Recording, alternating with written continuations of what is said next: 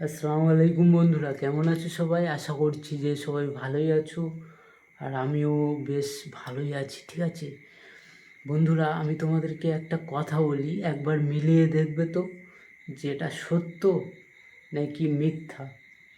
কথাটা হলো, আমরা যে বিকালে ঘুমাই, ঠিক আছে, আমরা যে বিকালে ঘুমাই, এতে আমাদের ক্ষতি হয় না লাভ হয়? মানে লাভ লোকসান তো আছে, তাই না? দেখো, আমি আগে প্রায় 1 থেকে 1.5 মাস আগে থেকে আমি কিন্তু বিকালে করে শুতাম না, ঠিক আছে। মানে মানে বিকালে শুতামই না। তো রাতে শুলে মাত্র ঘুম চলে আসতো। আর এখন এই 1.5 মাস হচ্ছে আমি ঘুমাচ্ছি বিকালে করে। তো রাত 1টা 2টো বেজে যাচ্ছে, তবু চোখে ঘুমই আসে না। এখন কটা বাজে বলো তো? 1টা 19 হয়ে গেছে, ঠিক আছে। চোখে ঘুম নেই।